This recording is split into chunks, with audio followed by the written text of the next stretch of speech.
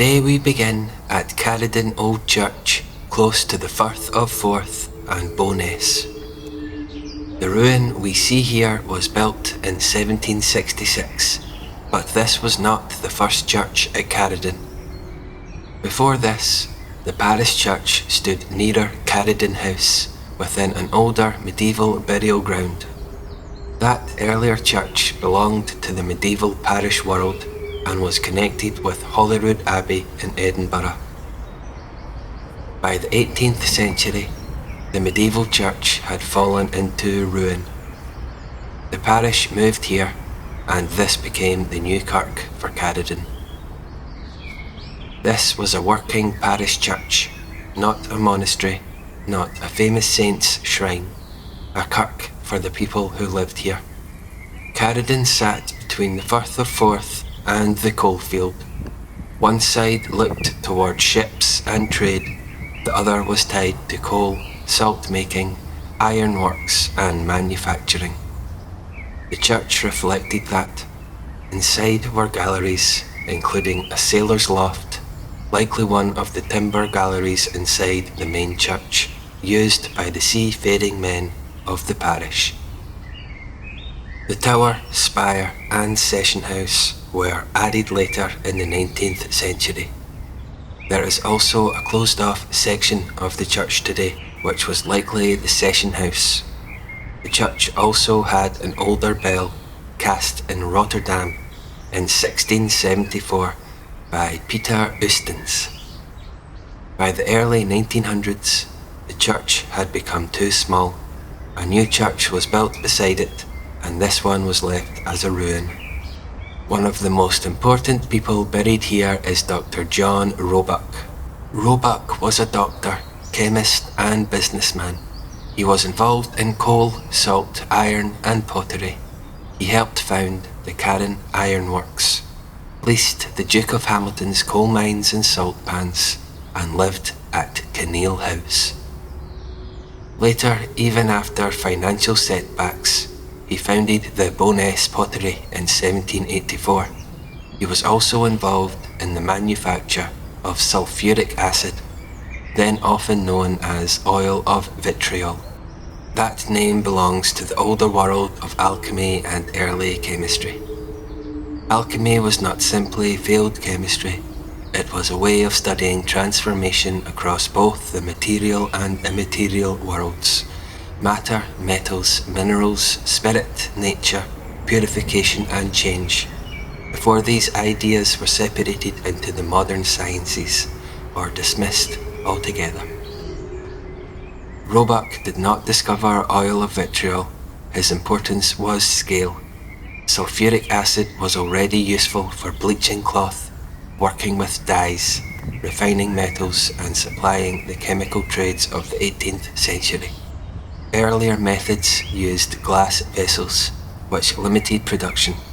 Roebuck's improvement was to use large lead chambers that allowed oil of vitriol to be made in far greater quantities and at lower cost. That made him one of the important industrial figures of this area. But Roebuck's story does not stay in the churchyard. From here it leads to Kinneil House, and from Kinneil it leads to James Watt. Watt had improved the steam engine, but he needed money and support. Roebuck stepped in and took a major share in Watt's patent.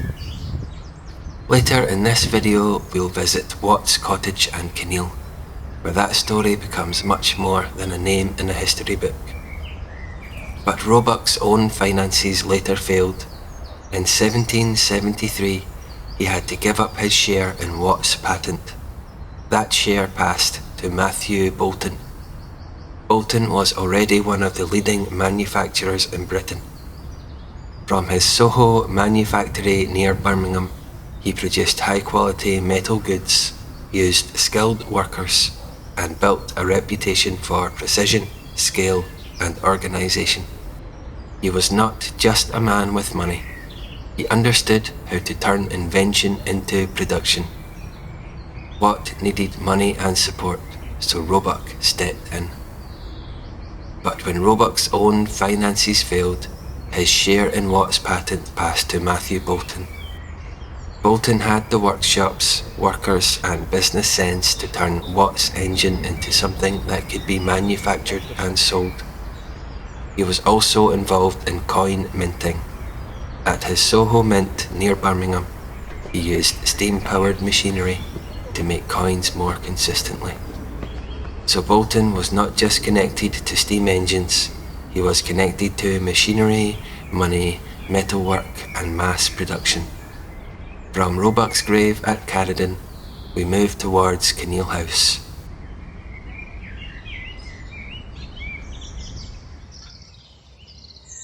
This is Kinneil House. It was one of the great seats of the Hamilton family. The estate has a long history around it, from the Roman remains of the Antonine wall to the medieval church site, and later to the Industrial Revolution. Kinneil House dates back to the 16th century, though it was altered and extended over time. Much of the interior is closed off today, but some rooms can still be visited. Inside, you get small glimpses of what this place once was. The kitchen brings the house back to everyday life. Behind the Hamilton name and the grand exterior, there was a working household. Food had to be prepared, buyers kept going, rooms maintained and people fed. But other rooms bring the older layers of Kinneil inside. Here are carved stones, crosses and architectural fragments saved from the old parish church and from the house itself. One stone crucifix is thought to be over 900 years old. It was found nearby, among the ruins of the old parish church of Kinneil. The carving is badly worn now, but parts of Christ's body can still be made out, including the ribs and loincloth. Above his head appears the Manus Dei, the hand of God. Below his feet may be a skull and bones, symbolizing Golgotha. Other stones show the status of the Hamiltons. One heraldic stone once adorned the outside of the house. It was carved for James Hamilton, 2nd Earl of Arran and Duke of Châtellerault, who owned Kinneil in the mid-1500s and served as Regent of Scotland. The stone showed his arms and the Hamilton motto, through, paired with a saw. Together they give the idea of saw through, cutting through obstacles, forcing a way forward. It also showed the arms of his wife, Margaret Douglas, with her family motto, Loch Sicker, meaning secure or steadfast. These were not just decorations. They were statements of rank, family, marriage, power and identity. These stones show Kinneil in fragments. Some came from the old church, others came from the house itself. Windows, fireplaces, doorways and carved panels. They are broken pieces, but together they show how often this place changed. Kinneil was damaged, rebuilt and altered over centuries, and these stones are what survived.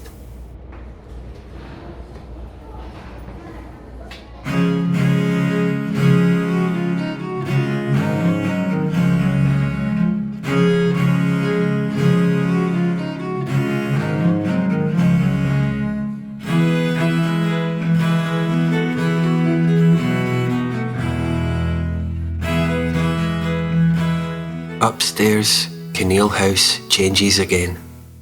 These rooms are the reason the house survived. In the 1930s, the building was being prepared for demolition, until Renaissance wall paintings were found hidden behind the later wood panelling. The first room is the Arbour Room.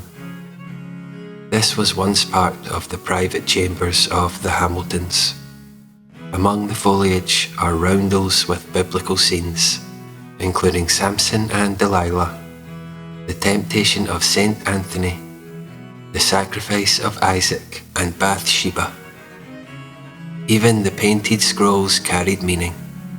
They included religious phrases such as, "Without faith, verily is there no honesty," and "Serve with all thy strength and might." So the room was meant to be looked at, read, and understood. It combined foliage, animals, biblical scenes, heraldry, and written instruction. Parts of the arbor room date to the mid-1500s. Other parts were reworked in the 1620s, when the room was redecorated for the Hamilton family. Then we move into the parable room. This room was decorated around the 1550s for James Hamilton. The paintings look almost like large tapestry designs painted straight onto the walls. The main subject is the parable of the Good Samaritan. It is a story about a wounded man left on the road, ignored by people who should have helped him, before a Samaritan stops and shows mercy. This was not random decoration. These images showed that the Hamiltons were presenting themselves through scripture, learning, morality, and power. The paintings are faded and incomplete in places, but that makes them more interesting. They are not modern recreations. They are surviving fragments of how the house once looked. So upstairs, Kinneil is not just a grand house. It becomes a painted work of biblical stories, family symbols, moral lessons, and Renaissance display.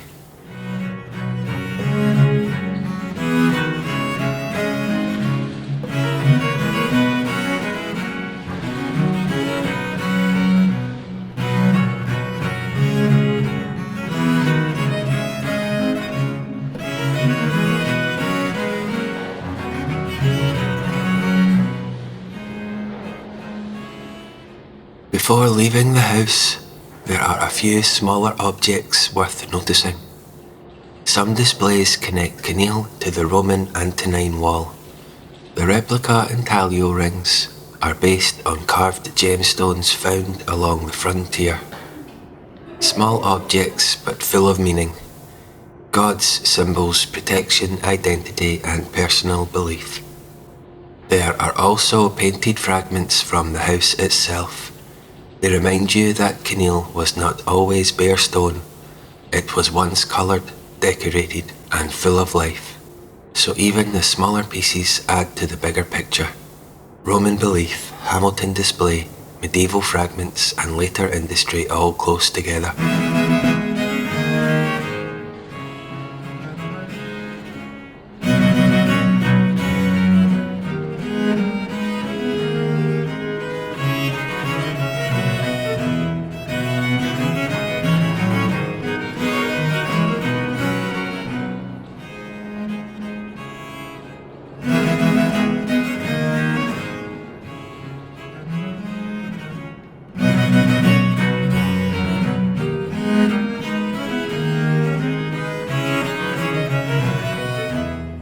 From the house, we move outside to Kinneil Museum.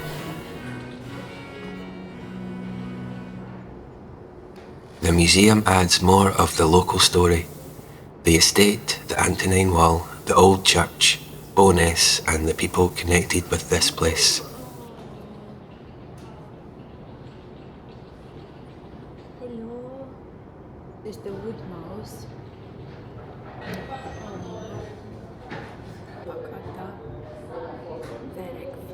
One object that stands out is the Kinneil Church bell. It is believed to be one of two bells from the old Kinneil Church. Its Latin inscription includes the name Catherine, a dedication to Saint Catherine. It reads, "Lo, Catherine, I am called, that by me of the Blessed Virgin." Outside the house is a covered stone feature, possibly linked to the old well or water supply. Like many old houses, Kinneil needed its own water. The feature reminds you This was not just a grand residence, it was a working household.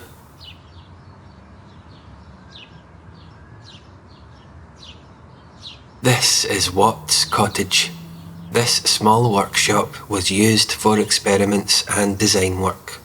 Watt was not building huge engines inside this room.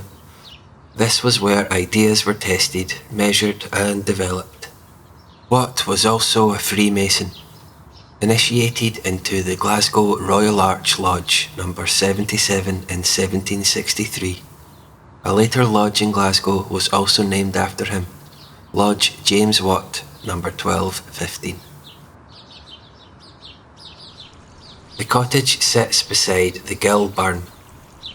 Watt needed water for his experiments, especially for condensation, so even the little stream beside the cottage was part of the working setup. Here transformation becomes mechanical, heat into pressure, pressure into motion, and motion into power. Watt's great improvement was the separate condenser. It made steam engines far more efficient and helped turn them from mine-pumping machines into engines that could power industry. Next to the cottage is a large engine cylinder connected with Watt's work at Kinneil. It was part of a steam engine used for mine drainage, helping pump water from the schoolyard pit, a local coal pit. That cylinder was not sitting inside this little cottage. It belonged to the larger industrial world of Kinneil. It was later brought back here and re-erected in 1946. It may not be Watt's original experimental engine, but it represents the kind of work he was testing and improving at Kinneil. Watt's name still survives today in the word watt, the unit of power used for electricity, light bulbs, engines and machines. So when we talk about Watts, we are still using his name. And here beside this small cottage, you can see part of where that story began.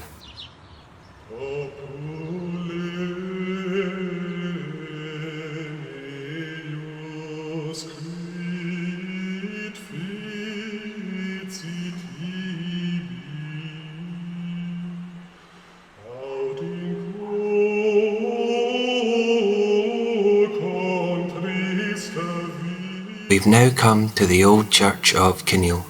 There is not much of the building left today, but the west gable still stands with its belfry above. This marks the place where Kinneil's medieval parish church once stood. The story may go back even earlier. Saint Cerf is said to have crossed the Forth at Kinneil in the 6th century. There is also evidence that something stood here before the 12th century church. Aerial photography showed a circular ditch around the site, and excavation found an earlier floor level beneath part of the later building.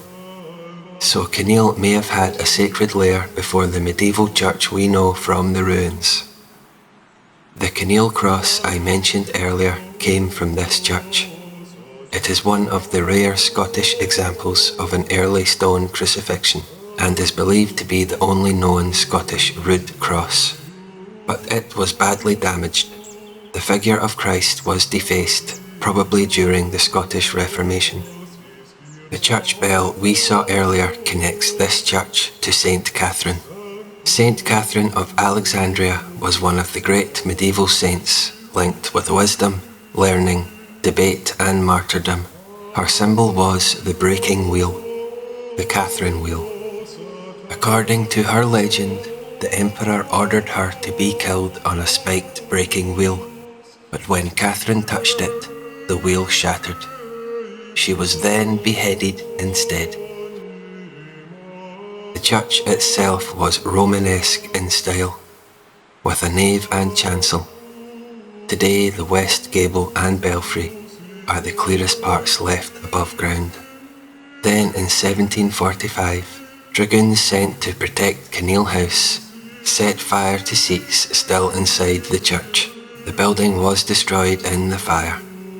The church is mostly ruined now, but the story of Kinneil is still visible in what remains.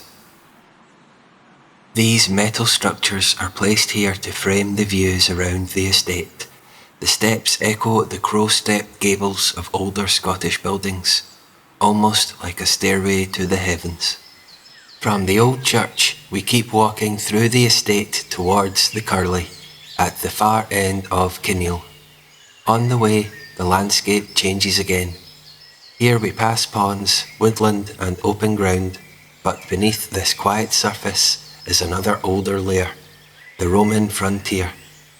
Kinneil Fortlet stood beside the Antonine wall, the northern edge of the Roman Empire in Britain. It was not a huge fort, but a small military post attached to the wall, watching the road and the landscape around it. The Antonine Wall once ran across Scotland from the Forth to the Clyde. A little further on is the Curley, a local pond said to take its name from curling, when the water froze over in winter.